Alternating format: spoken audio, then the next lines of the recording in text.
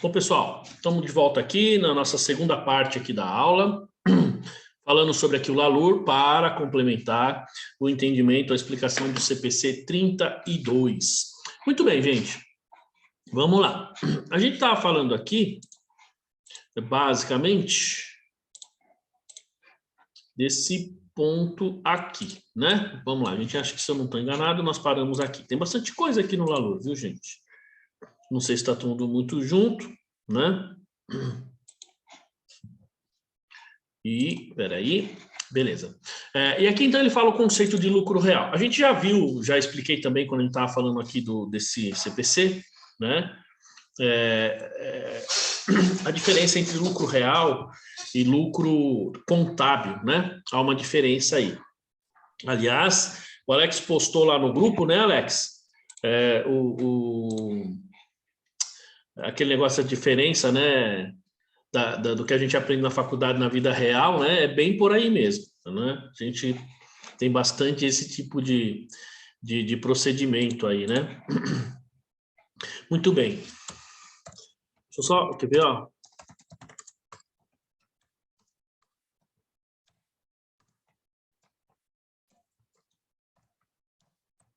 Espera aí.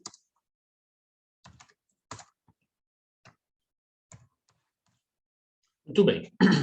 Bom, gente, então vamos lá de novo no conceito aqui de lucro real, né? A gente tem aqui, ó, então o conceito de lucro real. Como eu disse, a gente tem essa questão do lucro contábil, não sei o quê, e quando a gente fala em termos de lucro real, a gente tem que lembrar que é lucro real para o governo, não é o lucro real da empresa, né?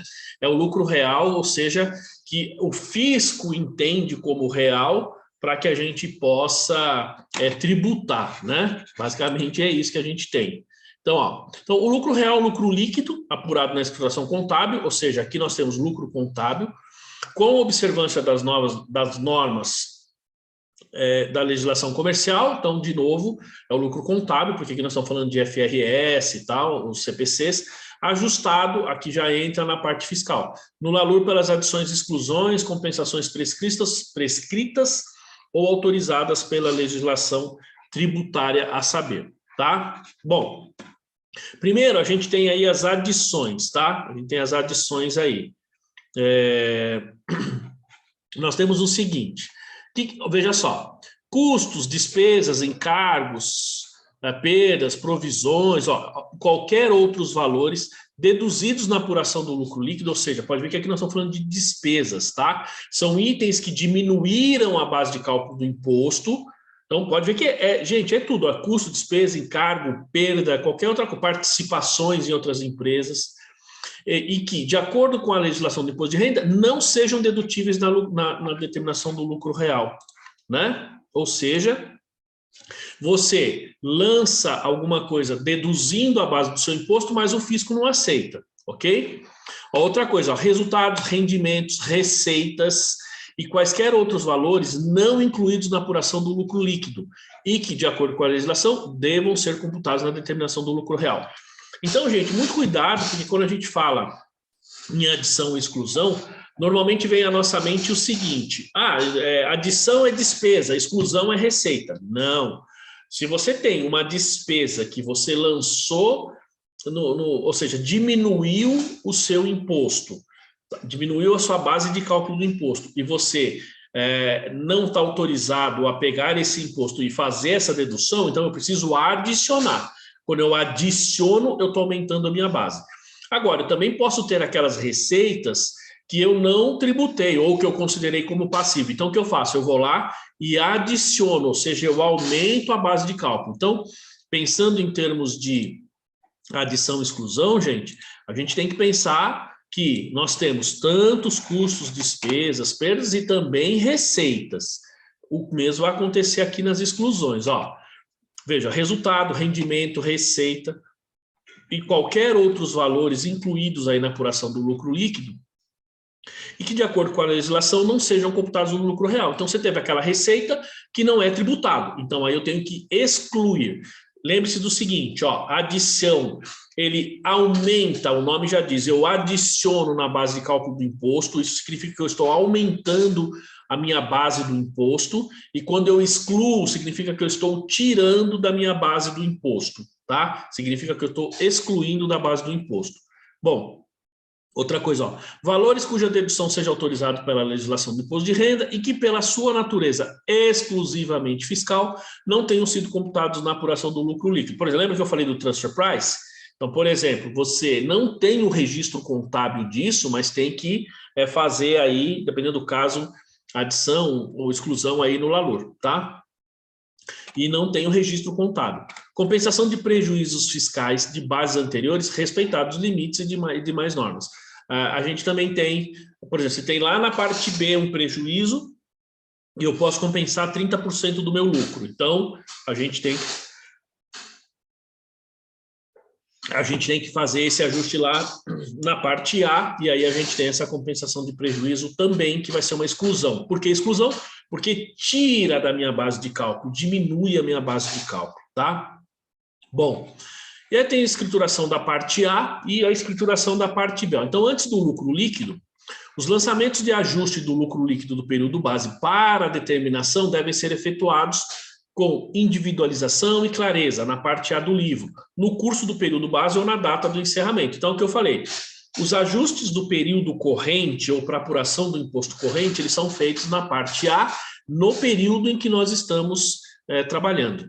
E quando a gente vai na parte B, ó, concomitantemente com os lançamentos de ajustes efetuados na parte A do livro ou no final de cada período base, serão efetuados os controles dos valores, olha só, que devam influenciar a determinação do lucro real de períodos bases subsequentes.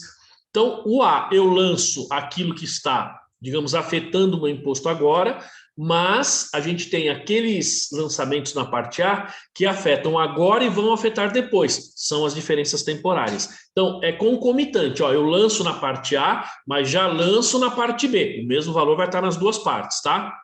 Fala aqui, ó, deve influenciar a determinação de períodos base subsequentes, utilizando-se uma folha para cada conta ou fato que requeira controle individualizado. Então, por exemplo, eu posso ter uma conta, uma folha na parte A, como eu disse, tem que ter 50 folhas, uma folha na parte A que vai tratar só de, sei lá, provisão, sei lá, provisão de garantia. Então, tem lá, provisão de garantia. Então, todas as adições e exclusões de provisão para garantia está nessa folha. Não seria interessante a gente ter uma folha chamada provisões, porque eu tenho vários tipos de provisões, embora tenho certeza que tem empresas que acabam fazendo isso, mas o ideal é que, nesse caso, provisões, por exemplo, eu tenha uma para cada, né? Se eu tenho, por despesas indedutíveis, puxa, a gente tem um monte delas. Eu posso ter, sei lá, equivalência patrimonial, não, equivalência não, porque é permanente, mas eu posso ter, sei lá, algum tipo de despesa que é frequente, né? Então você lança e depois você reverte, ou mesmo receita, né? Então, nesses casos, a gente tem que ter, na parte A, eu vou fazer isso por fechamento e na parte B por tipo de operação, né? Como ele fala, então vou ter que ter uma folha aí para cada operação, tá?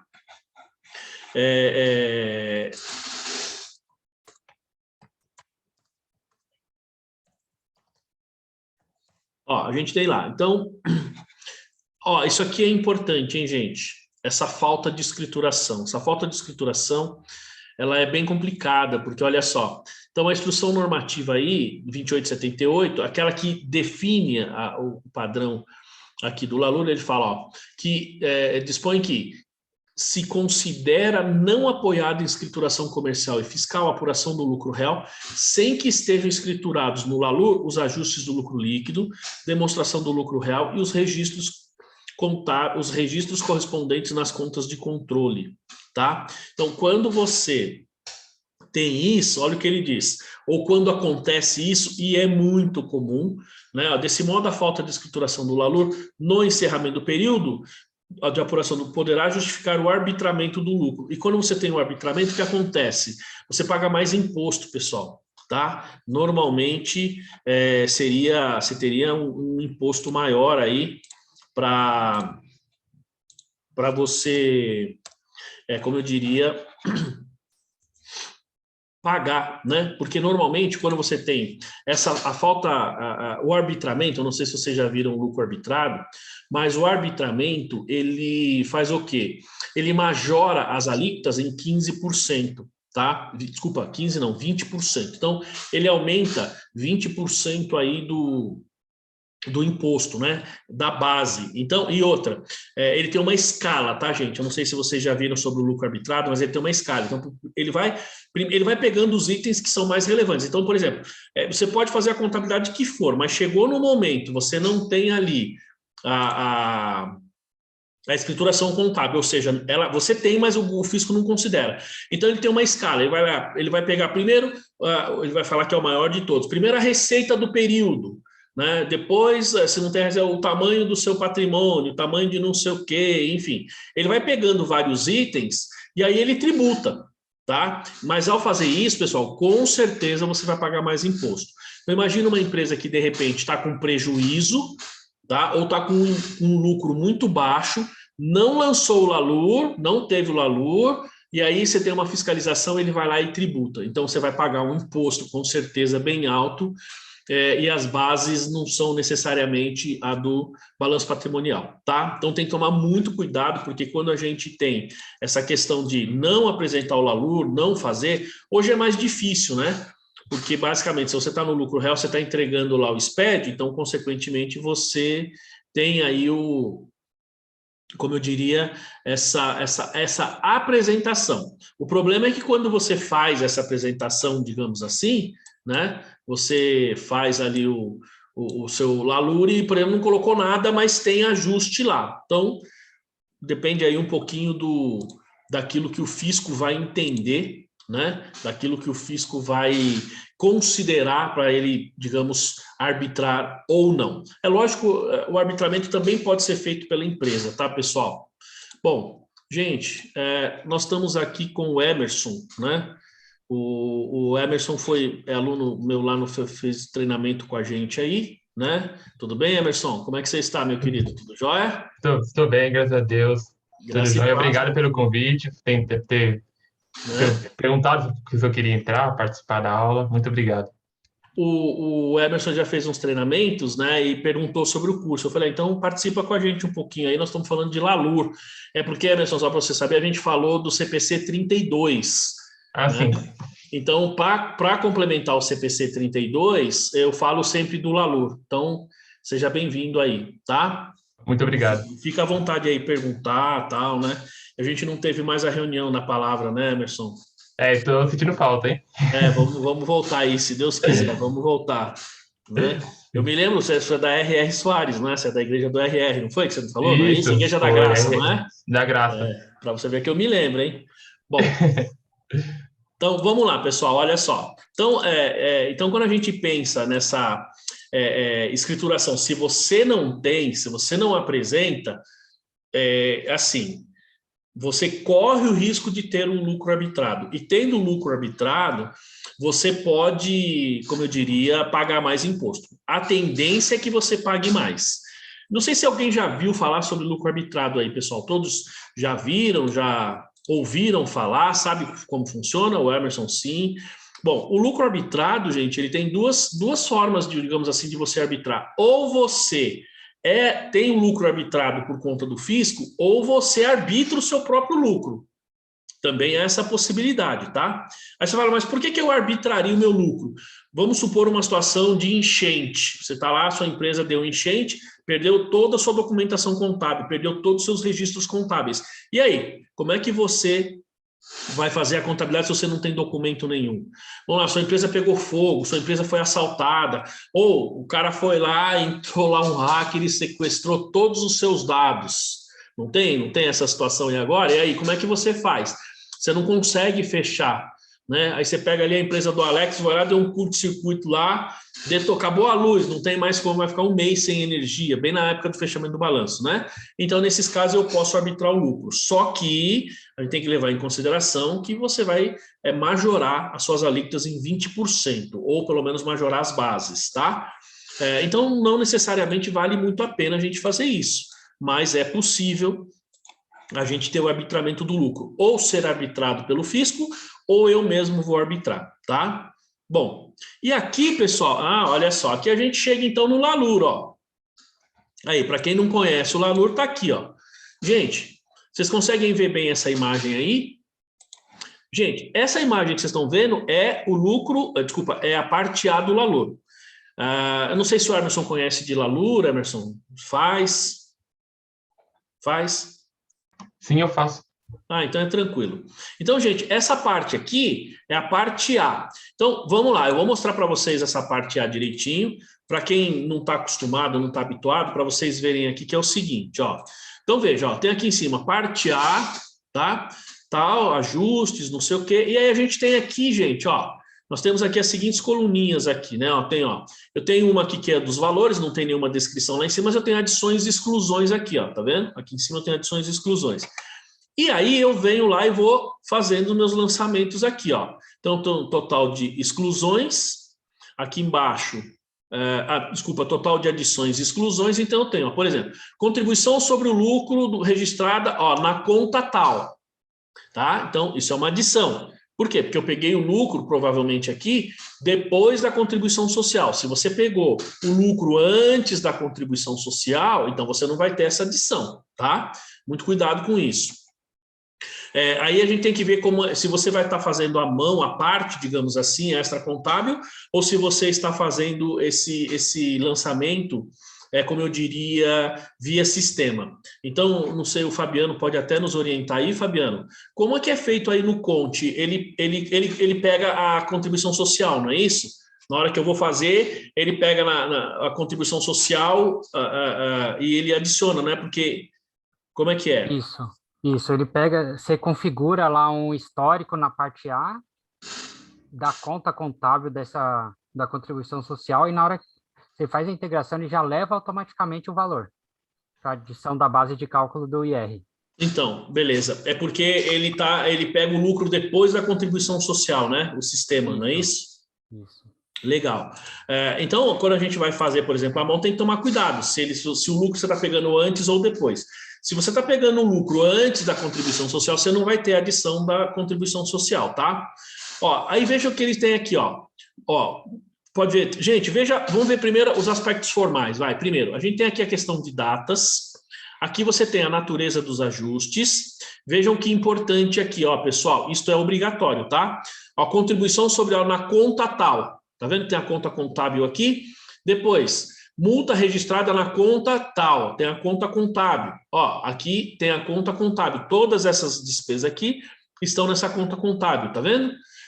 Esse é um aspecto formal. Você precisa deixar claro no LaLure, na parte A, onde ou qual conta esses valores estão registrados. Por quê? Porque se você não tiver isso aqui, o fiscal não consegue, digamos, fazer a relação entre o que você tem ali no seu LaLure e no seu livro diário, tá bom? Depois, a gente tem uma coluna aqui para pôr os valores de forma geral, coluna de adição e exclusão. Outra coisa, ó, veja aqui embaixo, pessoal, ó, a demonstração do lucro real, que a gente já falou umas 2, 3 vezes aí, tá? Então, isso aqui é outro aspecto importante, ó. Eu vou ter aqui o total das minhas adições, total das minhas exclusões, ó, resultado do período, 56.784. Então, veja que eu tenho aqui, esse aqui é o que está no meu balanço, tá?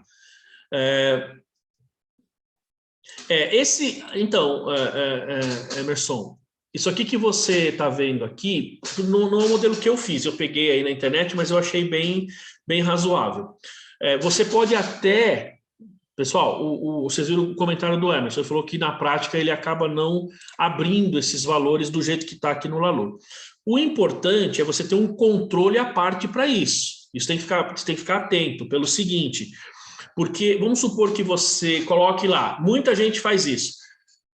Pessoal, muito cuidado com isso, tá? Porque as pessoas costumam colocar lá numa conta contábil, falar despesas indedutíveis. Não é isso? E simplesmente coloca o valor total lá.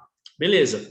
É importante que você coloque lá despesas indedutíveis, que tenha a conta contábil, mas que de alguma maneira, ainda que o fiscal consiga olhar o razão e chegar nos números, de alguma maneira é importante ficar fácil, né, essa conciliação.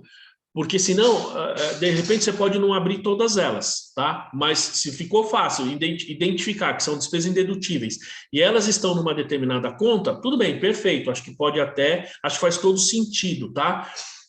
Poderia ser, mas cuidado.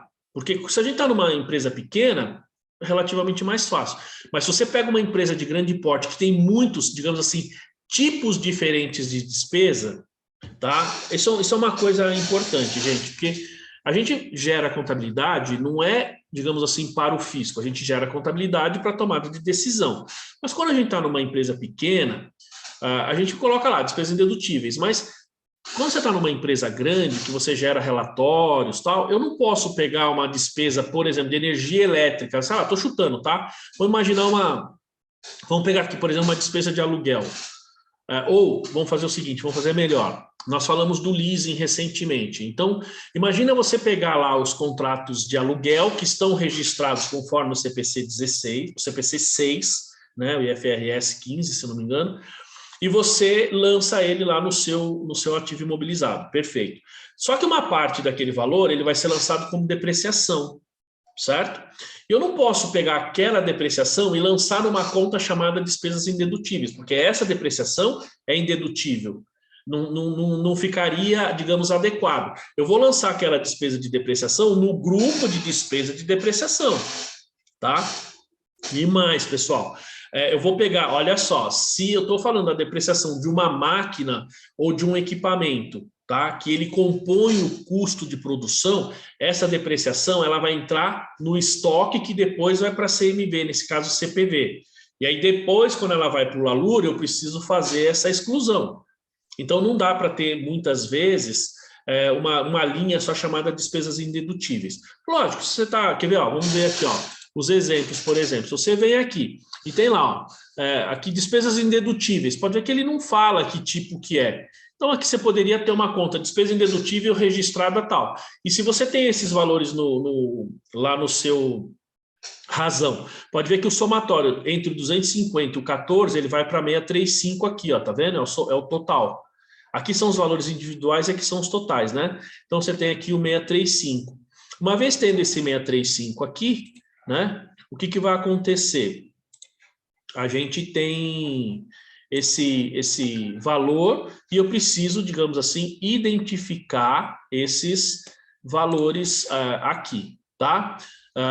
Poderia ser um valor só. Agora, se eu tenho diferentes tipos de despesa, como a gente tem aqui, ó, multas, despesas indedutíveis gerais, dividendos recebidos, por exemplo. Então, eu posso ter somente o nome ali e ter a conta, tá? Pessoal, olha só, aí sim, hein?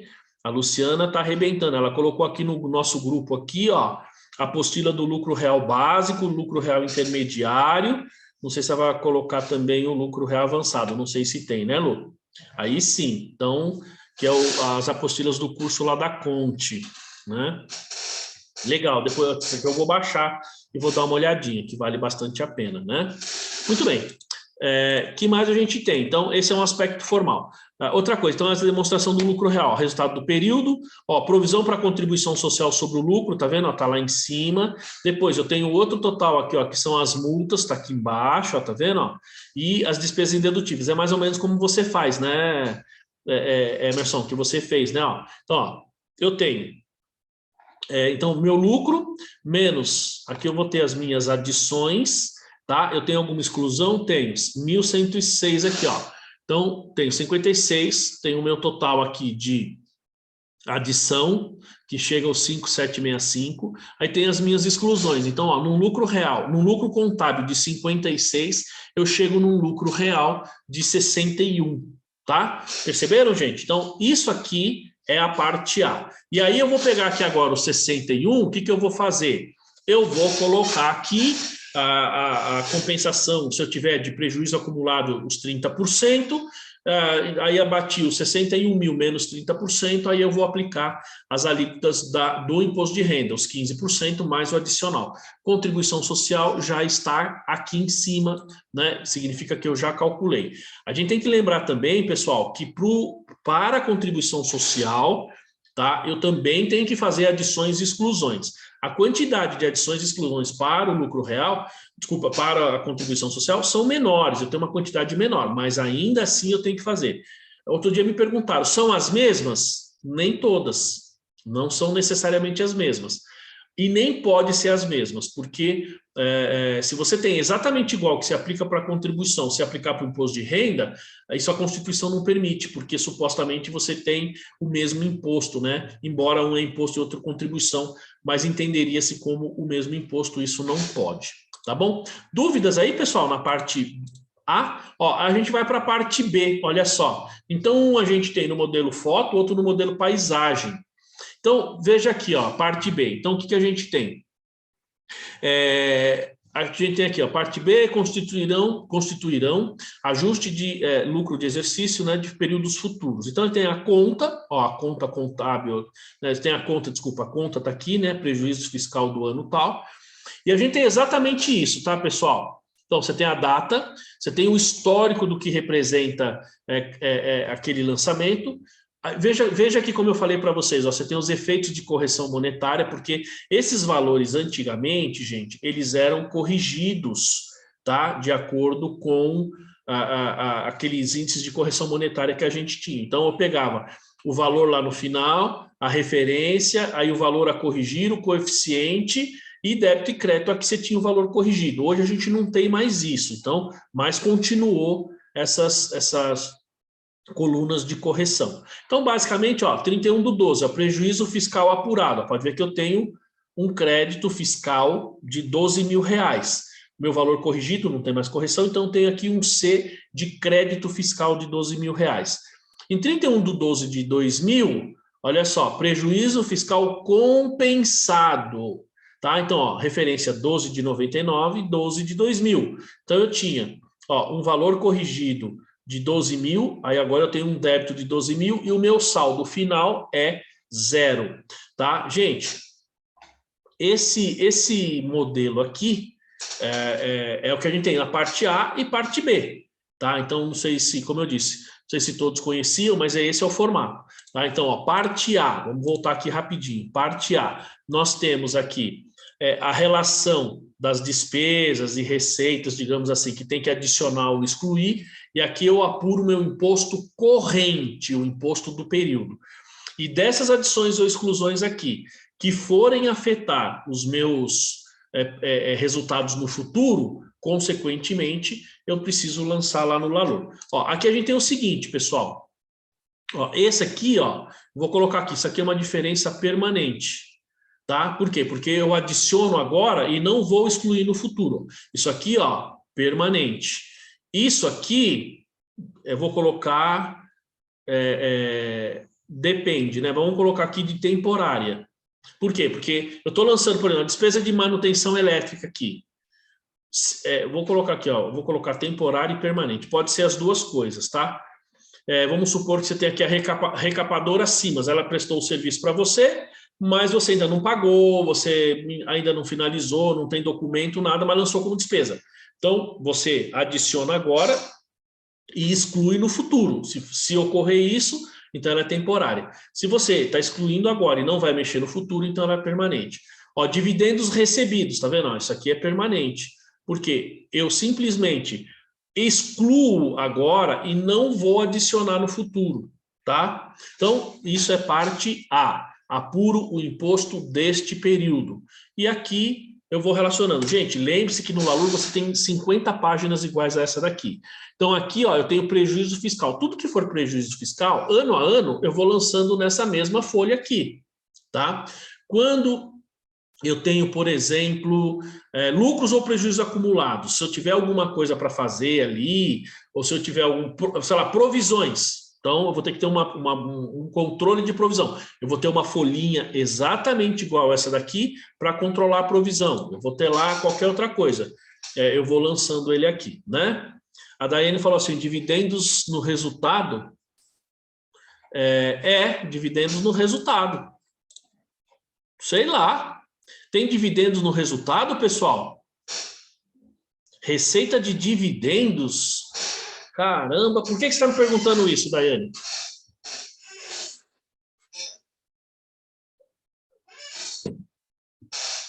Porque a Daiane, ela cuida da equivalência patrimonial na empresa dela. E ela está pensando assim, mas espera aí, se eu estou fazendo a equivalência, o dividendo eu tenho que diminuir do meu investimento, não é isso, Daiane? Ou não? Não, ali ele colocou como dividendos recebidos. Eu estou Isso. recebendo de alguma empresa, mas em que momento eu registro no resultado? Eu não consigo entender esse movimento. Sei lá, pessoal, quando que a gente faz? Porque, então, é o que a Daiane está falando, porque é o seguinte, ó, eu tenho um investimento numa outra empresa. Se ela paga dividendos, então eu vou debitar caixa e creditar investimentos, não é isso, Daiane, que você faria? Isso, lá no grupo de dividendos a receber. Isso, então eu vou debitar dividendos a receber e creditar investimentos, não é? Sim. E não vai pelo resultado. Muito bem. Só que você tem que lembrar que isso é pela equivalência patrimonial, é perfeito, CPC 18. Só que aqui quando a gente tem dividendos, é quando você contabiliza investimento pelo critério do custo. Então imagina que você está contabilizando aqui, por exemplo, você tem ações da Petrobras, por exemplo, tá? Você não tem controle e nem tem influência significativa. Então, você registra o investimento que você tem na Petrobras por meio do critério do custo, né? Você vai usar o critério do custo. E aí, quando ela te paga dividendos, débito de banco ou dividendos a receber, receita. Acabou, simples assim. Então, é nesses casos, tá? A gente reconhece essas receitas quando é critério do custo, entendeu? Quando é critério da equivalência, você falou certíssimo. Não tem esse ajuste lá na receita, porque eu estou diminuindo do meu investimento. Quando é critério do custo, efetivamente vai para resultado.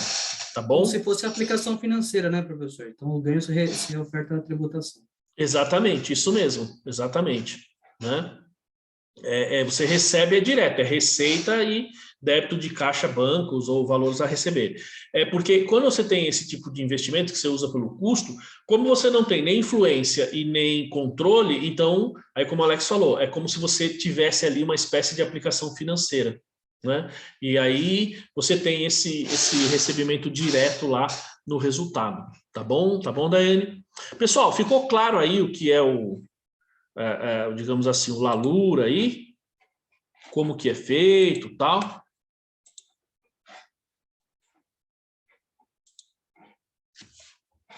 Espera aí que eu estou tentando aqui e tal.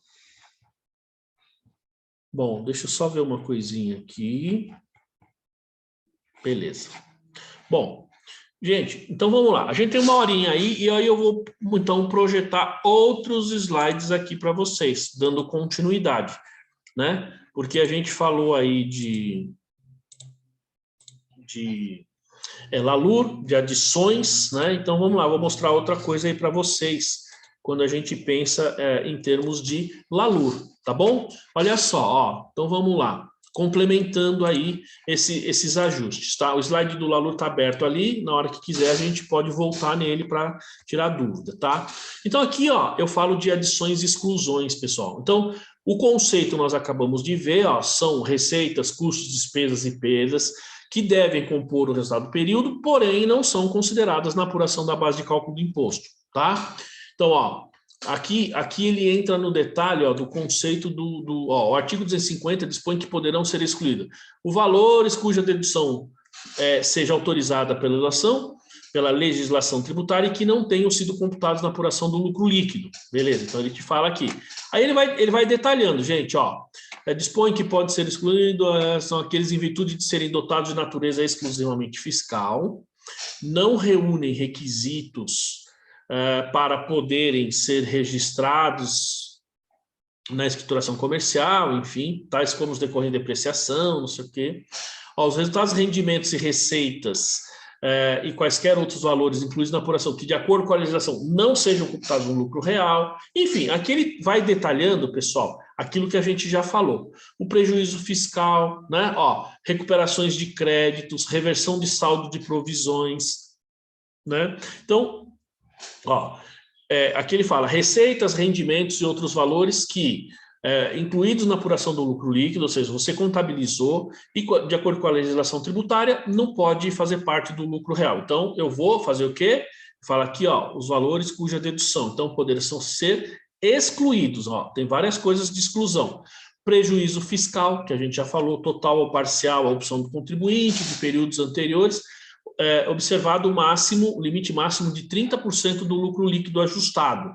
Então, eu pego meu lucro contábil, meu lucro líquido, levo para o LALUR, aqui, ó, vou mostrar para vocês, ó, voltando no outro slide que a gente tinha aqui. Cadê? Aqui, ó. Então, vejam só, pessoal, a gente chega aqui, ó, em 61 mil aqui embaixo, não tem? Pode ver que aqui, ó, ele chega, esse é o lucro real. Ele não tem aqui, digamos, o cálculo do imposto de renda. Então, ele vai pegar esse 61, ele vai diminuir 30% dessa base, se ele tiver, digamos assim, condição aí para prejuízo acumulado, digamos assim, então ele vai bater os 30%, e aí sim é que ele vai colocar ali a alíquota, tá? Os 15% e mais o adicional se atingir. Normalmente tem, tá? Então ele vai fazer isso lá, tá certo? Que é o prejuízo fiscal, por isso que veja que a legislação já fala em 30%. Gente, como eu estava falando para vocês, eu estava falando um pouquinho hoje aí do Fernando Henrique, né? Até o governo Fernando Henrique, se eu não estou enganado, acho que foi Fernando Henrique, sim. Quando houve essas mudanças no imposto de renda, eu compensava 100%, gente.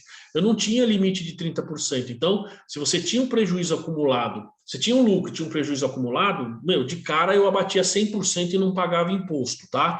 Então, o governo, naquele momento, para melhorar a arrecadação, ele limitou a 30%. Então, hoje, 30%.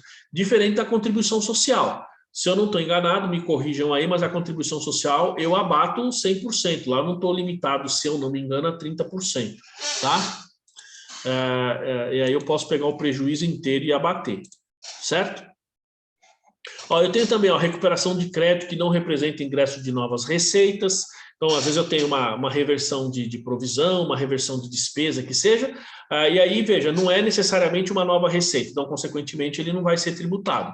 Ó, reversão de saldo de provisões anteriormente constituídas, e aqui tem uma coisa importante, tá, gente? Ó, desde que o valor provisionado não tenha sido deduzido na apuração do lucro real ou que não se referirem ao período no qual a pessoa jurídica tenha se submetido a regime de tributação com base no lucro presumido.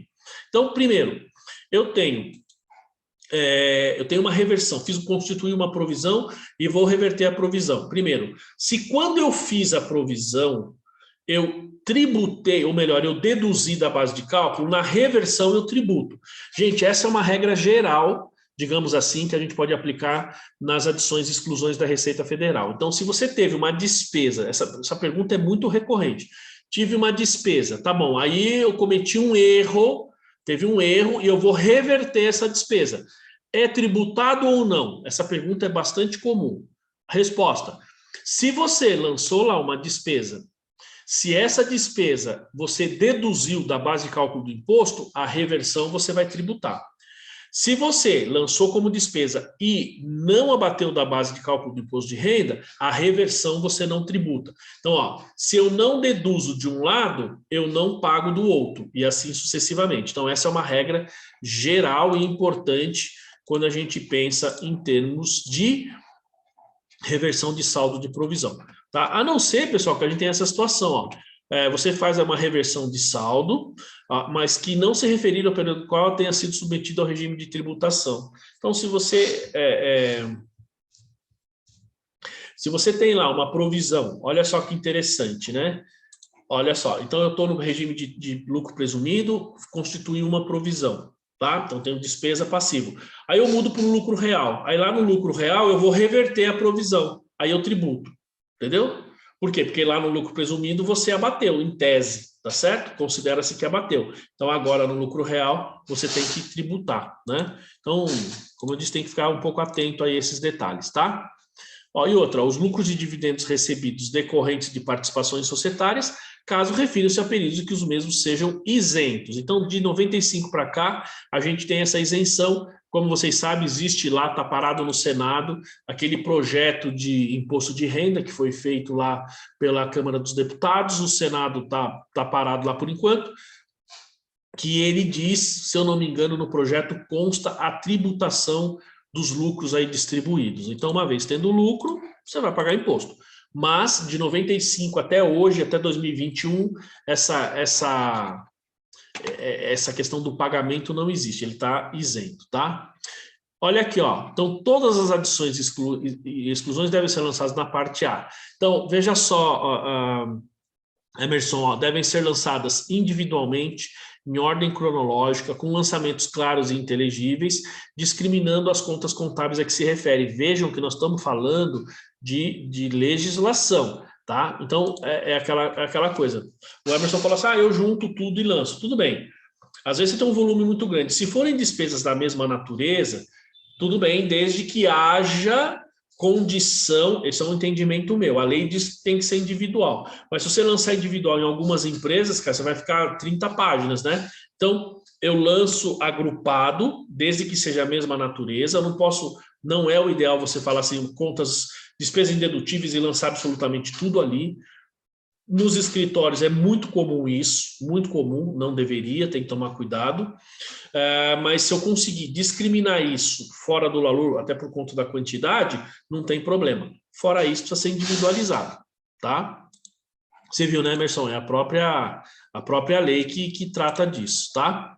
Bom, e aqui, gente, ó, isso aqui foi um complemento, aí a gente tem aí, então, digamos assim, essas receitas tributáveis e não tributáveis.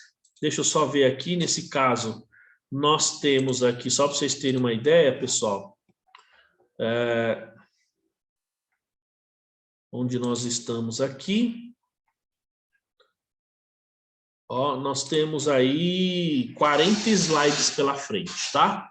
Então, vamos lá, aqui ele vai falar só de receitas tributáveis e não tributáveis. Então, eu separei, tá, gente? A gente tem a questão das receitas e a gente tem a questão das despesas que a gente vê na sequência. Lembrando que esses casos aqui é assim, primeiro, precisa sempre rever, tá, gente? Então, não adianta pegar esse material e no ano que vem você vai para o imposto de renda e pegar aqui. Não, precisa sempre rever, porque isso muda com frequência. Tá? E outra, também depende um pouco da atividade da empresa. Então, claro que eu tentei colocar aqui aquelas coisas que são mais genéricas, mas tem muito mais além disso, né? Deixa eu ver se eu tenho aqui, se está fácil aqui.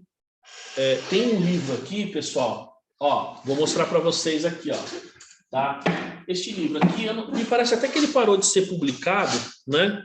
Mas vale muito a pena, tá, gente? Ainda que seja um livro mais antigo, mas olha só, ó, esse livro aqui, ó. Então, Imposto de Renda das Empresas, do Hiromi Iguchi. Ele faleceu, o filho dele parece que deu continuidade ao livro. Eu tinha ouvido falar que tinha saído, deixa eu ver aqui, que ele tinha saído de linha aí, né? Tinha parado de ser publicado, mas ali ele detalha muito, pessoal, muitas despesas e receitas que são tributáveis ou não. Ele é bem complexo, é bem extenso. Tanto é que esse livro, para vocês terem uma ideia, que eu mostrei para vocês, é de 2009. Ó, é antigo, 2009. E eu ainda uso como base, tá? Claro, eu tenho até ele aqui, eletronicamente um pouco mais recente, mas eu uso, tá? Por quê? Você vai falar, puxa, professor, mas 2009 já mudou? Mas tem muita coisa que não, tem muita coisa que continua. Nós estamos falando de um aspecto fiscal, e ali, pelo menos, se você tem dúvida, isso aqui é dedutível, não é? Dá uma olhadinha, porque você faz uma pesquisa ali, e a partir do comentário que ele tem no livro, você faz uma pesquisa mais atual, entende? Então, eu uso nesse sentido. Às vezes surge lá um determinado lançamento. Puxa, isso aqui é dedutível ou não? Bom, aí eu vou lá, dou uma olhadinha no livro, vejo se tem alguma coisa relacionada àquilo, vejo as bases que ele está dando lá e vou pesquisar hoje como que esse procedimento está sendo feito. Então, indico bastante esse processo aí, né, esse livro aí para todo mundo, tá? E outra, aqui a ideia não é ter uma lista, digamos, exaustiva, né? Ela não, você pode ter, como eu disse, outras receitas e despesas aqui que não estão aqui, tá? Então, olha só, pessoal, a gente tem aqui primeiro, a indenização de seguro. O resultado líquido apurado em conta transitória que registra o valor da indenização de seguro pela perda de bens é tributável. Então, ou seja, por que ele fala conta transitória? Porque você teve uma perda Imagina que você teve uma perda, e aí aquela perda você abateu da sua base de cálculo do imposto. Então, roubaram o seu carro, por exemplo. Roubaram o carro, você abateu, lançou como perda. Você vai ter ali algo dedutível para fins de imposto de renda. Eu tenho seguro, então se a perda eu abati, o seguro ele representa o quê? A recuperação da perda. Lancei a perda, recupero a perda, abati a perda do meu imposto, tributo a recuperação, tá? Então, veja aqui, ó, então o resultado líquido apurado em conta transitória pela perda dos bens é tributável. Ó, indenização recebida pela empresa por morte de homens-chave. Isso aqui é bastante comum em grandes empresas. Diretor, gerente, empregado, não sócio, é tributável. Por quê? Eles são homens-chaves, mas eles não estão, digamos assim, gerando um resultado direto para a empresa com o seu trabalho, né? Veja que esse seguro, se você não fizer, a sua empresa tem um resultado do mesmo jeito, né? Se você fizer, em tese, então, para a Receita não faz muita diferença, então ela tributa. E agora, ó, indenização das apólices em favor de da pessoa jurídica, pago por morte dos sócios, é não tributável, tá? Então, quando indenização recebida pela empresa por morte de pessoas que não são os sócios, são funcionários, é tributável. Quando a pessoa jurídica recebe por morte dos sócios, é não tributável, tá? Ó, indenizações reparatórias, pessoal. Por isso que indenização a gente precisa ficar atento, se é uma indenização reparatória, enfim, que é o que ele diz. As indenizações reparatórias são consideradas como não tributáveis. Então, se eu recebi uma indenização e ela digamos, reparatória, ela está reparando um dano que foi feito, então ela é não tributável. Por exemplo, a indenização não são consideradas rendas ou receitas tributáveis. A indenização não pode ultrapassar o valor de interesse segurado no momento do sinistro. E no caso de lucro real, a baixa do custo contábil não é considerada dedutível, percebe? Então, se você tem um bem patrimonial e você teve uma perda aí no caso, se você considerou como não é considerada dedutível, ou seja, não é dedutível, então quando você tem uma indenização, ela também não é dedutível. Vocês podem lembrar, pessoal, que a Dani falou, professor, no lucro presumido, quando devemos tributar? Puxa vida, eu entendo diferente, né? Acho que não, viu, Daiane? Acho que não. Porque que precisou, eu não lembro agora da base de cálculo, tá? É que ele fala lá. Puxa, eu vou anotar isso daí. Eu vou anotar e vou pesquisar, tá, Daiane? Porque tem um detalhe aí, tá? Vou falar aqui, ó. Se alguém souber a resposta aí, pode... indenização de resultado, né? Indenização de seguro, né? Bom, vamos lá. Se você pensar, olha só, que supostamente, quando você teve uma perda, essa perda, teoricamente, pensando no lucro presumido, teoricamente ela bateu do imposto, vamos falar assim, né? Então, supostamente você deveria tributar.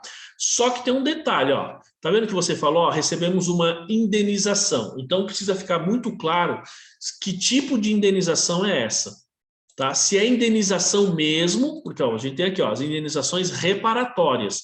Por quê? Porque uma indenização, ela não é necessariamente uma renda, ela não é um valor novo. Você teve uma perda e aí você está pegando esse valor de volta. Então, isso não mostra para você que você teve um ganho ou que você teve uma receita.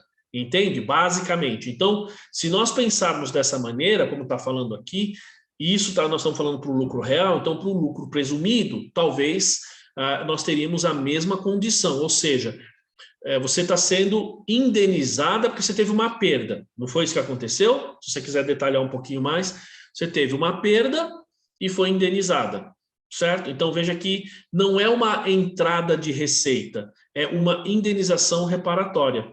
Ah lá, tá vendo? Foi o transporte de uma pá que danificou. Então, você teve um equipamento que, vamos falar assim, ficou danificado. Perfeito. danificou o equipamento, você tem o seguro e o seguro paga. Porque assim, você tem que lembrar que depois você vai ter a despesa para arrumar essa pá, né?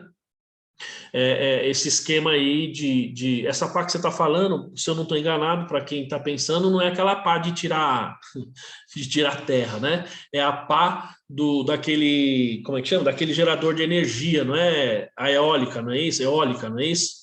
Aí é bem grandão isso daí, né? Um negócio bem gigantão, né? Então, eu sei que tem uma fábrica lá em Sorocaba, né, que faz isso daí. A gente passa ali, para quem vai para Sorocaba, na Castelinho, você consegue ver o pessoal produzindo isso. Muito bem. Então, nesse caso, veja que você tem um bem, você tem uma perda, e essa indenização, ela não é uma nova receita. Então, ela está indenizando essa perda que você teve. Então, no meu entendimento aqui, de início, é que não é tributado, não deve ser tributado, não deve ser acrescido à base de cálculo, porque não se trata de uma nova receita, se trata de uma indenização. Se vocês repararem, pessoal, quando você faz aí uma rescisão do funcionário, você tem ali uma indenização, você pode ver que as verbas rescisórias são tributadas, as verbas indenizatórias não são tributadas. Por quê? Porque se você está recebendo uma indenização, não é uma receita, você está recebendo uma reparação de algo que aconteceu no passado, percebe? Então, nesse caso, não seria tributado. Então, minha resposta neste momento é que não seria tributado, tá? Não deve colocar lá na base, tá? Não sei se vocês colocaram lá, vocês tributaram ou não? Não tributamos. Não, né? É porque ele cai aqui, ele cai como reparatória, por isso, tá? Ó, recuperação de tributos, custos e despesas. Ó, os tributos deverão ser considerados como tributável. Então, veja, eu tenho um custo e recupero esse custo. É o mesmo conceito, ó, como tributáveis. Se na contabilização original do tributo, tá, custo ou despesa foi considerado dedutível. E como não tributável, se na contabilização original o tributo, custo ou despesa foi considerado indedutível. Gente, olha só, uma coisa importante, muita gente não sabe, mas vamos supor, você tem ali você tem tributo, tá? Então eu tenho um tributo a pagar, ele está no meu passivo, certo? Eu estou com ele atrasado, eu vou ter juros e multa ali, não tenho juros e multa para atualizar. E outra, os juros e a multa, eu estou selicando ele, né? Eu vou lançar a Selic no imposto e mais a multa, que eu tenho que reconhecer mês a mês por competência, certo? Percebam que esses juros e essa multa, ela é dedutível para fins de imposto de renda, perfeito? É dedutível. Aí você fala, mas multa é dedutível? Sim, porque aí é uma multa compensatória, não é uma multa punitiva, tá? Então ela é dedutível. Agora, e se eu tenho imposto a compensar? Bom, no imposto a compensar, você não tem a questão do juro, da multa, mas você tem a questão dos juros, né? Porque se ele vai compensar mês a mês, eu preciso reconhecer a taxa Selic daquele tributo, não tem?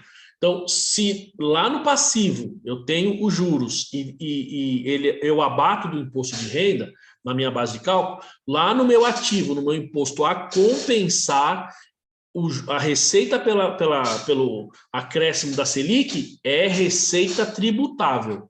Tá? Então, de um lado eu abato, do outro lado eu tributo. Ó. Então, ó, os tributos, custos e despesas deverão ser considerados como tributáveis se na contabilização original do tributo, custo ou despesa foi considerado dedutível. Então, como foi dedutível lá, eu tributo aqui agora. Tá? Ó, e como não tributável, se na contabilização original aí, a gente tem o contrário. Tá bom? Ó, valor recebidos por exigir nota fiscal, pessoal. Então, esse aqui é aqueles prêmios que a gente ganha, né? Para quem pede lá a notinha, lá no final, para quem faz e coloca isso aqui na pessoa física, você tem lá na sua declaração de imposto de renda, você vai lembrar que você tem lá receitas não tributáveis, lembra? Ó? Receita decorrente de valores, ou melhor, vai estar isentos e não tributáveis. Receita decorrente de valores em espécie, pagos ou creditados pelos estados, Distrito Federal e município, por programas de estímulo à solicitação, devem ser considerados não tributáveis. Por quê? É uma devolução de parte do ICMS ou ICS, ISS, se for estadual ou municipal, contido na aquisição de mercadorias ou serviços e tratam-se de recuperação de custo e não é um novo ganho, não é uma nova receita, tá? Então, por isso que quando você faz sua declaração de imposto de renda, aquele que você resgatou em função das notas que você pede, né? Da nota fiscal paulista, paulistanes, ou enfim, na pessoa física você vai lançar lá como isentos e não tributáveis. Tá bom? Pessoal, até aí tudo bem? Tranquilo? Dúvidas, certezas? Muito bem. Vocês estão muito quietinhos agora. Só sei que nada sei, professor. Oi? Só sei que nada sei. Aqui, Alex, eu vou falar uma coisa para você, viu? Aqui é um negócio difícil, realmente. Essa parte aqui não é um negócio fácil, não. Eu tenho que admitir. Por que eu digo que não é fácil? Porque vai muito do entendimento, né? Você viu essa questão que a própria Daiane falou lá na empresa de vocês lá. Então, você tem a questão do entendimento, porque você pode falar assim, tem uma provisão aqui. Provisão não é aceita pelo fisco, né? Mas se você for olhar no detalhamento, vai falar assim, a gente até já discutiu isso outro dia, almoço dos sócios não é dedutível. Enfim, mas se for almoçar com um cliente, um prospect ali, né? Por que não seria dedutível? Faz parte do negócio você atrair clientes, né? Mas tem gente que é categórico, é aquilo que a Rose não está aqui agora, mas é aquilo que é categórico. Você lembra que ela falou? A própria Rose disse, eu estou no momento dela, ela falou, estou tentando sair de uma situação que tudo a gente fala para o cliente, isso não pode, isso não pode, isso não pode. Pô, nada pode, não é bem assim, né? A gente precisa ter o entendimento de pegar aquele valor, saber que você tem que adicionar ou não. E é muito detalhado, é muito entendimento. Porque às vezes você pode ter um entendimento que não é o mesmo do fisco, infelizmente, né? Então, complicado isso aí. Doações, pessoal, doações... Ô, professor, eu já acho que tudo pode, porém tem as consequências. Na verdade, né? A gente tem essa consideração, né? Paulo fala isso, né? Paulo fala tudo, tudo, a gente, assim, tudo você pode, mas nem tudo lhe é lícito, né? Quer dizer, ou seja, você pode fazer o que você quiser, mas nem tudo é necessariamente permitido, né? Ou seja, não é lícito. Às vezes você tem coisas que você pode fazer. É uma discussão que às vezes a gente tem, principalmente com os políticos, né? Você tem lá o pastor, lá o Feliciano, né? Muito bem. Ele é evangélico. O cara gastou, sei lá, 150 mil reais no tratamento dentário. Acho que foi isso, acho que foi até um pouco mais. Pergunto. Foi isso, né? 150, né? Ele pediu reembolso. Cara, 150 mil reais, velho. Puta, o cara devia estar com a boca podre, né? Fala a verdade. E a gente sabe que não é bem isso. Pergunto, ele fez algo ilegal? O que vocês acham? Foi ilegal o que ele fez? De maneira alguma. A lei até corrobora. Tá na lei, ele fez. Só que eu pergunto, é moral? Ainda mais para um pastor, cara, como deputado, o cara fazer isso, é moral? E ganha bem, né? Oi? Ganha bem, né? Ganha bem também, né? Eu acho que ele poderia pedir reembolso, se a lei permite. Mas, cara, 150 mil reais, velho? Eu acho um pouco demais, entendeu? Então, assim, é moral, é permitido, mas não é, entendeu? Ou seja, a lei permite, mas, ou seja, então é bem isso que você falou, Alex, tudo eu posso, mas nem tudo me é lícito, né? Não dá. Por exemplo, vou aproveitar o Emerson aí, por exemplo, é uma coisa interessante, né? Você pode dar carona para uma mulher casada? Poder, posso, mas moralmente não. Fica pegar a mão para mim. Exato. E para ela também, né? Exato. Poder pode, mas moralmente não é bom, né? Porque já pensou, o Emerson, não sei se ele é casado ou não, a Luciana falou jamais, né, Luciana? Já pensou, um dia eu vou dar um treinamento lá na Conte. Aí eu vejo a Luciana, oi Lu, tudo bem? Tá, vou dar uma carona para ela. Você é louco? O marido dela lá, o namorado, marido, sei lá, o cara é bravo, meu, o cara é forte, né? Você é louco. Aí o cara vai explicar isso, né? Então, assim, digamos, legalmente a gente pode, mas moralmente é complicado. Por quê? Porque, vamos supor, isso é uma coisa que a gente já discutiu já em outras situações, não aqui no curso, mas, por exemplo, vai falar, você vai dar uma carona para, vamos falar assim, para uma mulher casada e tal, beleza. A questão é, sua mulher sabe que você está dando essa carona? O marido da outra pessoa sabe? Porque o que acontece? Se a pessoa não sabe, o marido ou a sua própria esposa, outra pessoa vê e fala, ó, vi seu marido com outra mulher, né? Ou vi sua mulher com outro homem. E às vezes não, né? Às vezes não. Então, quando eu vou dar carona, por exemplo, uma mulher, eu ligo para minha esposa, falo, ó, vou dar carona para fulana, tá bom? Vou levar ela até tal lugar. Por quê? Porque senão depois alguém vê, ela vê, sabe? Mulher é fogo. Entra ali no carro, meu carro pode estar... Sabe o carro de homem solteiro que tem lixo para todo lado, né? Tal, não sei o quê. A mulher entra, ela vê um fio de cabelo, ela já vai falar. Ó, de quem entrou nesse carro? Não é assim? Complicado, né? Olha lá, a Daiane sabe bem, né, Daiane? Fala aí, né? A posição do banco, professor. Exatamente. Tem uns vídeos no TikTok aí que mostram isso daí, né? A mulher entra, quem que sentou aqui? Quem que sentou aqui nesse banco, né?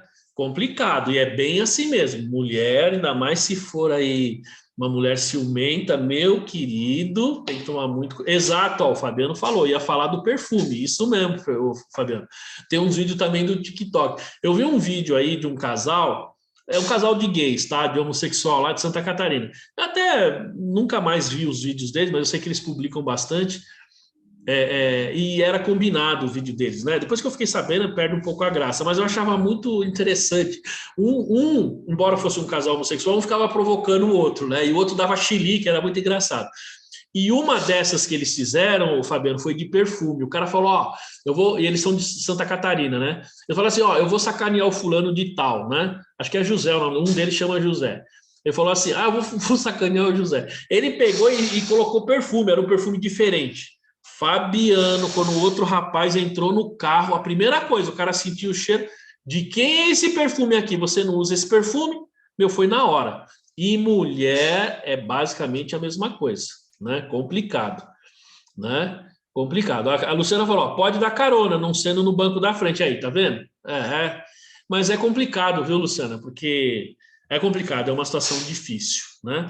Então, tudo me é permitido, mas nem tudo me é lícito. Então, é mais ou menos o que o Alex falou. Posso lançar na contabilidade? Posso, mas nem tudo me é lícito. Ou seja, nem tudo a legislação permite. E aí é aquele exemplo que a gente estava falando um pouquinho antes, tá, gente? Que é assim, posso lançar na contabilidade?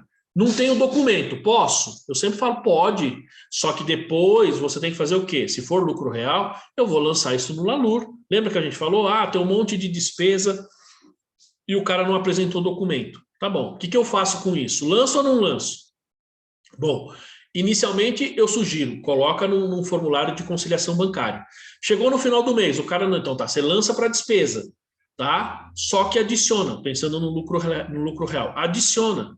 Tá? Porque na hora que você adicionar, você está fazendo alguma coisa que, digamos assim, é permitido, mas não é lícito, ou seja, essa despesa não é lícita para baixar ou deduzir do imposto de renda, né? O Arnold falou, nesse caso entra a questão do princípio da prudência. A prudência, vamos falar assim, aqui você está falando, Emerson, de prudência, mas você não está falando de prudência e conservadorismo, certo? Porque conservadorismo, primeiro, são coisas diferentes, tá? O princípio da prudência e o princípio do conservadorismo. Por que são diferentes? Porque o conservadorismo, a gente não tem ele mais como princípios pensando do ponto de vista de normas internacionais ou norma de IFRS. Por que a gente não tem? Porque a gente tem que fazer o registro contábil considerando a essência do lançamento, tá? Sem dar viés. Então, para que ele tenha, digamos assim, a representação fidedigna, você tem que, não pode dar viés. E o conservadorismo, ele dá viés, porque ele fala assim, ó, para você ser conservador, eu vou lançar aquilo que gera a maior despesa. Veja, entendeu? Então, você está direcionando ao lançamento contábil, que não deveria ser. A prudência é assim, é você tomar cuidado com aquilo que você faz. Então, por exemplo, você fez uma provisão, bom, você chegou ali e falou assim, ó, eu fiz uma estimativa e o cálculo dessa provisão daria lá 10 mil reais. Bom, mas como é provisão mesmo, eu vou meter 30 mil reais lá de lançamento contábil para bater para diminuir meu lucro. Bom, primeiro, provisão é indedutível, percebe? Só que se você chegou a 10, ou melhor, vamos fazer assim, Vou dar um outro exemplo. Você pega ali o Alex, o rapaz é certinho. Você pega a Daiane, mais certinho ainda, né? Tá ali toda, faz o lançamento dela, tal. Aí chega lá, não, tem que fazer uma provisão, tá? E aí eles chegam em 3 cálculos. Um cálculo que daria uma provisão de R$10.000, um cálculo que dá uma provisão lá de uns 15 mil e um cálculo que dá uma provisão de 20 mil. Ou seja, ou eu vou ter uma despesa de 10, ou uma despesa de 15, ou uma despesa de 20. Pela prudência, qual que vocês reconheceriam? Eu tenho um cálculo que justifica os 3, mas pela prudência, qual que vocês lançariam? Reconheceriam? Sendo prudente. O que gera menor despesa, eu lançaria um intermediário, eu lançaria os 15. Por quê? Porque eu estou sendo mais prudente, eu não estou sendo nem tão, digamos assim, lançando muita despesa, nem a menor despesa. Eu estou ali no meio, estou sendo prudente, tá certo? Ou seja, você está reconhecendo um valor de forma prudente, sem, digamos assim, aumentar muito de um lado nem do outro, tá? Agora, a prudência, ela é algo que está atrelado a julgamento. Então, não é algo tão simples assim de decidir, é julgamento, tá? Mas o importante, pessoal, é lembrar, cuidado ao dar carona para a mulherada por aí, hein? Cuidado. Quem dá carona aí tem que tomar cuidado. E a mulherada também. A Luciana falou que eu posso dar carona para ela, né, Lu? Você é louco, seu marido é grande. Eu vi na foto lá que você postou aí. Acho que vocês estavam na praia lá. Você tá maluco, né? Complicado, né? Muito bem. Tô brincando, tá? Posso dar carona pro Fabiano. Quando eu for na Contimate, que eu encontrar com ele, vou dar carona para ele, né, Fabiano? Aí sim, hein? Aí a mulher dele vai achar ruim, né? Bom, vamos lá. Continuando então, pessoal, deixa eu ver, nós temos ainda... Bom, então, doações e subvenções também a gente tem aí alguns critérios, né? Ó, a doação e subvenção recebida de pessoa física ou jurídica devem ser consideradas. Então, ó, ele fala aqui, ó, doações e subvenções recebidas. Primeiro, tributáveis, caso sejam para custeio das operações, e não tributáveis quando são recebidas para investimentos, tá? Inclusive como redução de impostos concedidos aí e tal, essas coisas, tá? Então, o que que ele está falando, pessoal? O que que digamos assim, uma doação aí para custeio? Então, imagina que, a gente já falou isso aqui uma vez, quando eu tenho aí uma despesa, ou melhor, eu tenho lá uma subvenção, eu recebo um dinheiro, por exemplo, da prefeitura, tá? E quando eu recebo esse dinheiro da prefeitura, eu estou recebendo para custear as minhas operações. Eu já tive um cliente aqui que era não era um cliente meu, né? Eu fiz a contabilidade deles, que a gente terceirizou aí de um colega que tem escritório. Então, nós fizemos a contabilidade e eles recebiam recursos da prefeitura. E assim, como é uma creche, esse dinheiro era para custear as operações. Então, o que acontecia? Para que ela recebesse dinheiro, ela tinha que emitir nota. E aí a nota é tributada normal, a princípio, porque era uma doação, né? Era uma subvenção da prefeitura, mas era para custeio, tá? Para manter as operações. E quando é para investimento, então não é. Então imagina que você tem, quando eu digo não é tributado. Então imagina que você recebeu um recurso da prefeitura, do Estado, do governo do Estado, ou mesmo do governo federal, por exemplo... vou dar um exemplo prático que uma vez um aluno me perguntou, inclusive no curso de pós, né? Ele falou assim, professor, ele trabalha num clube, acho que era no clube paulistano, ali para quem conhece, ali no final da avenida, acho que é Europa, né? Quando começa a Augusta, na esquina dali da Augusta com a Estados Unidos. Milionário nesse clube aí, isso é louco. Ele trabalhava na contabilidade lá, né? E aí, exatamente, é um clube de elite, né, Alex? Eu só passo pelo muro ali e tal. E aí ele perguntou Monte assim... Líbano também. Exatamente. Mas aí ele trabalhava na contabilidade e ele falou assim, professor, nós recebemos lá do governo federal um monte de caiaques. Sabe caiaque? Ele falou um monte de caiaque. Eu falei, mas por quê? Ele falou porque a equipe brasileira de caiaque, né, que vai para as Olimpíadas, tal, a maior parte são atletas lá do clube. Então, nós recebemos esses caiaques para os atletas poderem participar. Ele perguntou, e aí, como que a gente contabiliza? É imobilizado ou não? Bom, falei, Bom, aí aqui entra naquela questão do controle e tudo isso. Falei, bom, basicamente a gente entendeu que pela situação era imobilizado. Falou, é tributado ou não? Então perceba que nesse caso nós estamos falando de uma subvenção aqui que é de investimento, não é de manutenção da atividade, né? Então, nesse caso, ó, por exemplo, o dinheiro recebido pela creche é custeio e o outro são recebidas para investimento, tá? Porque eles estavam, o governo brasileiro estava investindo lá nos atletas porque eles representavam o Brasil. Então, nesse caso, é não tributável. Então, se você recebeu, por exemplo, um terreno, inclusive como redução de impostos concedidos a estímulo à implantação ou expansão de empreendimento econômico. Então, você recebeu um terreno, você recebeu lá uma isenção por conta da construção de uma fábrica e tal. Então, esses itens, essas receitas seriam não tributáveis, ok? Perdão de dívida, pessoal, cuidado, aí vai perdoar a dívida, ó, a empresa perdoa a dívida. Teve umas discussões aí uma vez aí que surgiu isso daí, ó. Valores relativos a perdão de dívida são consideradas receitas tributáveis. Por quê? Porque é liberalidade. Então, uma receita, digamos assim, um perdão de dívida é uma receita. Aí você vai falar assim, mas como que é isso? Então, eu tenho um passivo, né? Eu tenho um passivo, eu tenho que pagar alguém, correto? Aí eu tenho o perdão de dívida. Então, melhor, meu credor perdoou. Então, o que eu faço? Eu tenho que debitar imobilizado. Credito o quê? Receita. E é tributado.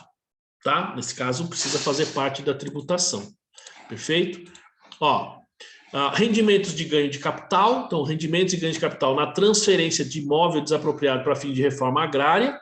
Isso aqui é bem difícil de ver, né, pessoal? Isso é não tributável. Dividendos anuais mínimos. Professor, oi. E se o perdão de dívida, eu tenho uma dívida aí e transformar ele em participação numa outra companhia? Aí eu não vou tributar. Então, nesse caso, eu entendo que não.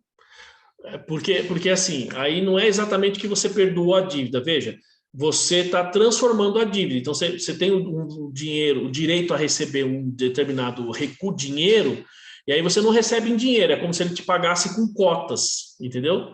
Ele vai aumentar o capital e vai te dar cotas ou ações dessa empresa, né?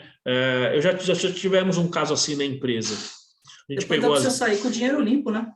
Oi? Sem pagar imposto. Depois você pode sair com dinheiro limpo. Exato, porque aí você recebe depois via dividendos, né? Ou distribuição de lucro, coisa do tipo, né? Seria mais fácil, né? Mas assim, veja que você tem uma troca aí, você não tem necessariamente o perdão, porque você está recebendo ativos em troca. Que ativo? Você está recebendo as ações, né? Você continua com o ativo. Primeiro você tem um ativo que é o contas a receber. Do outro lado, o cara tem um contas a pagar, tá certo? Aí você faz a troca. Então, você vai tirar do seu contas a receber, ele vai ter ações ou participação dessa outra companhia. Então, você continua com o ativo, você que tem a receber. E do outro lado, você tinha a obrigação de entregar dinheiro, você entregou as ações. Então, teoricamente, você entregou parte do seu patrimônio, vamos falar assim. Isso significa que você pagou, né? Ainda que seja parte, mas que foi pago, entendeu? Então, nesse caso, não teria a tributação, tá? E aqui ele fala de dividendos mínimos anuais, né? Dividendos anuais mínimos distribuídos pelo Fundo Nacional de Desenvolvimento, também é não tributável. Isso aqui é a coisa mais, não é tão comum da gente ver. Resultado da equivalência patrimonial é não tributável.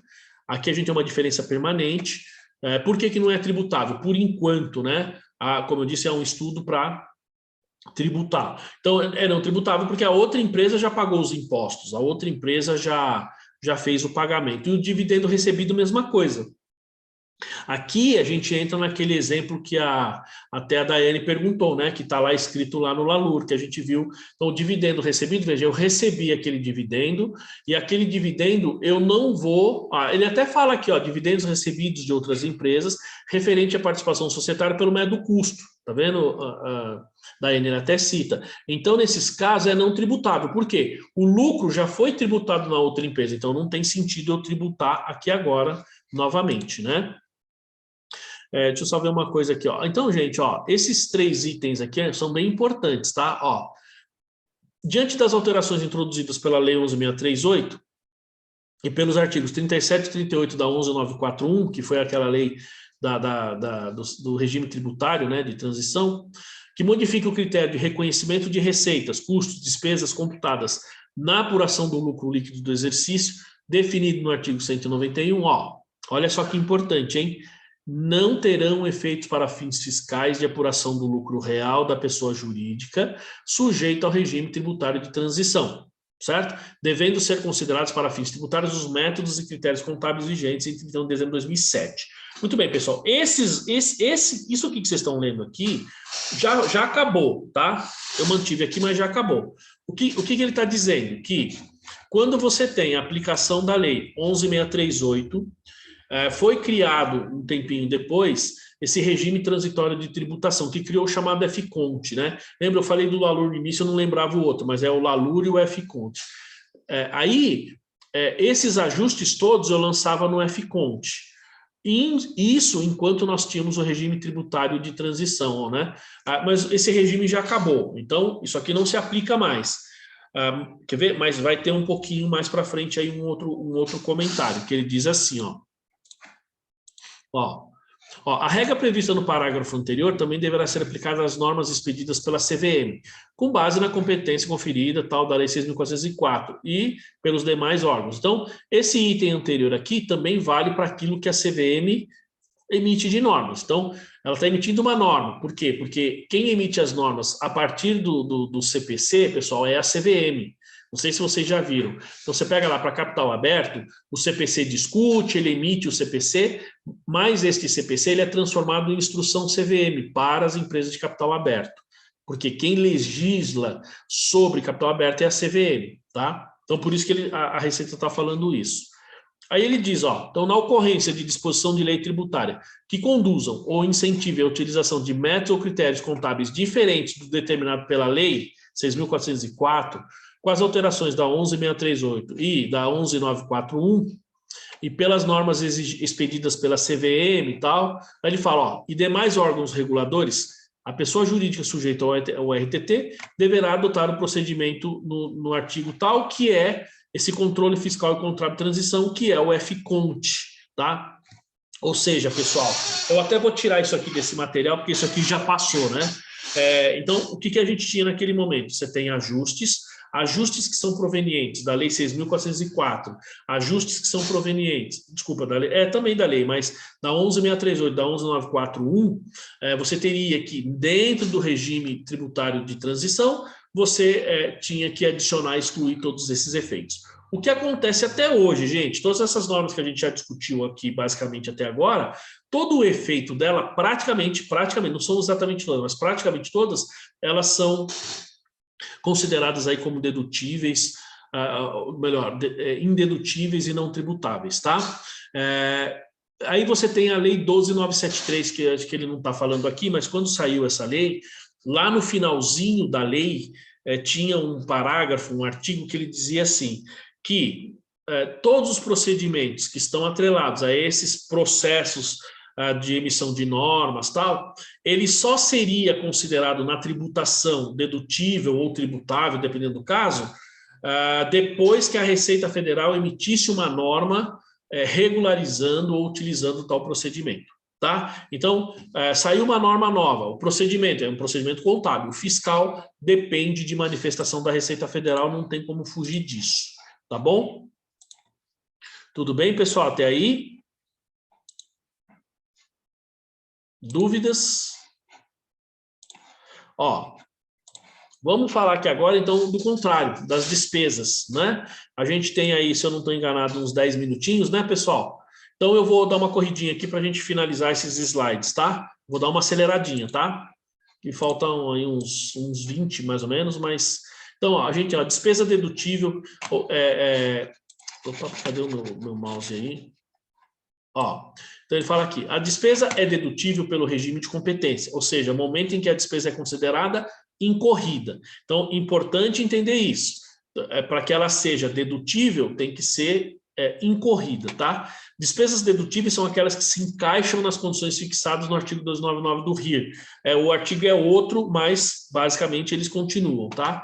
Despesas necessárias à atividade da empresa e manutenção da respectiva fonte produtora de receita. Então, as despesas para manter a empresa, manutenção e para custo, né? Ou seja, para manter a fonte geradora de receita, que são os custos.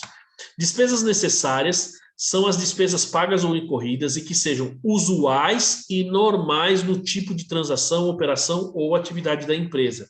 Tá? Então, eu não posso ter um carrinho de cachorro-quente vendendo lá na Antônio Agu, em Osasco, no calçadão, né, lá do centro de Osasco, e comprar uma picape de alto luxo, uma Ferrari, sei lá, um carro de alto luxo, e aí simplesmente registrar na minha empresa, que eu vendo cachorro-quente, e dizer que eu uso aquilo não para transportar os carrinhos, mas para visitar cliente. Como assim? Você vende cachorro-quente na rua, visitar cliente? Não faz muito sentido. Então, a gente percebe que esse tipo de gasto não é compatível com a atividade.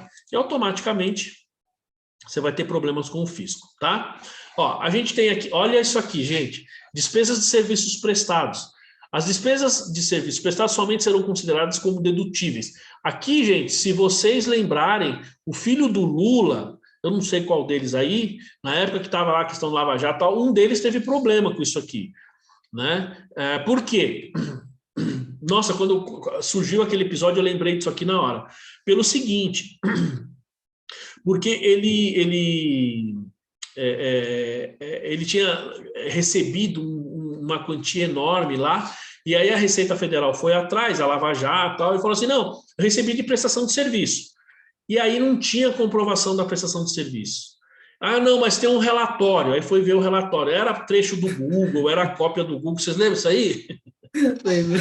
Você lembra, Alex? Era um relatório tudo mal feito. Exatamente. Pegou no Wikipedia. Então, aí você apresenta um negócio desse, tudo bem, ali você tem um aspecto político, tal, não sei o quê, mas você apresenta um negócio desse para o fiscal, o cara desconsidera, Ah, professor, aí não tem nem aspecto político, né, meu? É aspecto burrice mesmo, né, mano? Claro, pô. Pelo amor de Deus. Não. É igual aqueles recibos do aluguel lá que o cara colocou a data errada, 31 de novembro. Então, rapaz, você sabe que esse negócio do aluguel, esse aí o Lula assinou que ele estava no hospital, não foi esse que você está falando? É. Então, eu tenho um cliente aqui no escritório que quem cuidava da contabilidade dele antes, o cliente que falou para mim, ele falou assim, eu trabalhava lá no meu contador tal, que era o anterior, tal, né? É um escritório grande, hein?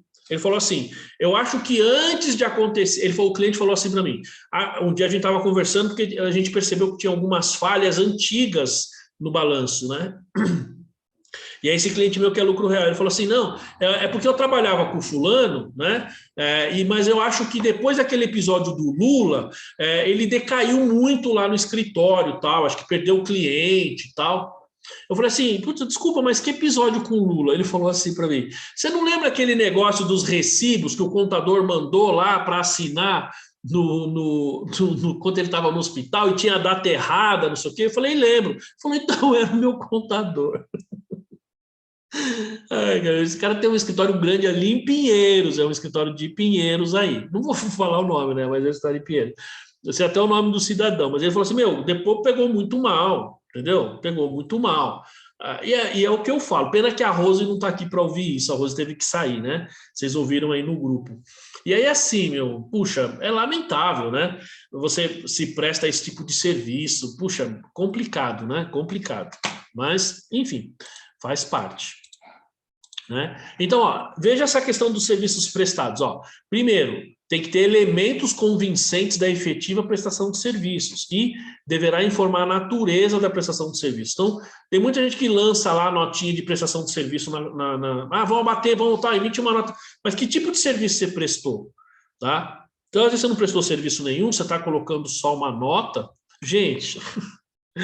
Ai, meu Deus, eu não aguento. Teve uma vez, eu estava dando aula lá no Legale, era aula presencial, né? E eu estava falando de reconhecer receita e questão de despesa aqui, né?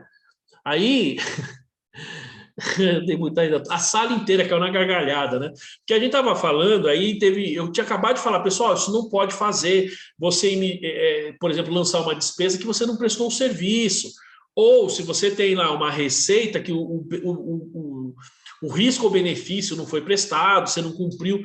Aí, tudo bem, terminei de falar e teve um cidadão que trabalhava na contabilidade de uma empresa, e era uma empresa grande. Ele chegou para mim, chegou na sala, ele sentava bem no fundo, assim, nossa, foi muito engraçado. Ele falou, professor, mas como é que a gente deve fazer, então, quando as empresas do grupo, uma emite nota de serviço para outra, eu falei assim, mas por que ela emite a nota de serviço? Não, é para gerar despesa em uma empresa e gerar receita na outra.